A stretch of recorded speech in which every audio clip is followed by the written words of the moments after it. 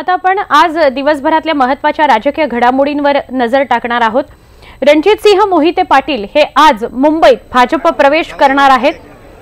12:30 वाजता ते भाजपमध्ये प्रवेश करतील अशी माहिती मिळते। त्यामुळे राष्ट्रवादी काँग्रेसला हा मोठा धक्का मानला जातोय।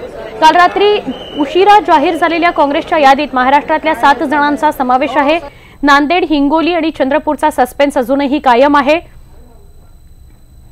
शरद पवार आज पत्रकार परिषद घेणार आहेत। सध्याच्या राजकीय घडामोडींवर ते भाष्य करतील अशी शक्यता आहे। तर प्रियंका गांधी आज मोदींच्या बालेकिल्ल्यामध्ये वाराणसीत आहेत आणि मैं भी चौकीदार मोहिमेअंतर्गत सुरक्षा रक्षकांशी संध्याकाळी संवाद साधतील। पश्चिम महाराष्ट्राच्या बालेकिल्ल्यामध्ये राष्ट्रवादी काँग्रेसला मोठं खिंडार पडलंय। विजयसिंह मोहिते पाटलांचा मुलगा रणजितसिंह मोहिते पाटील यांनी आज भाजपमध्ये प्रवेश करणार असल्याची घोषणा केलेली आहे।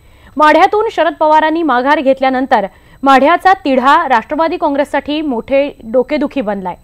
शरद पवारांनी निवडणूक न लढवण्याचा निर्णय घेतल्यानंतर विजयसिंह मोहिते पाटलांच्या नजरा तिकिटावर लागल्या। मात्र मोहिते पाटील कुटुंबाला तिकीट देण्यास पवार कुटुंबीय अनुकूल नव्हतं। अखेर नाराज मोहिते पाटलांनी भाजपची वाट धरली आहे। अकलूजमध्ये मोहिते पाटलांच्या शिवरत्न बंगल्याबाहेर जोरदार शक्ती प्रदर्शन करण्यात आले। यावेळी कार्यकर्त्यांनी थेट पवारांविरोधातील नाराजीला मोकळी वाट करून दिली। भाजपच्या चिन्हावर माढा लढवा अशी घोषणाबाजी यावेळी कार्यकर्त्यांनी केली।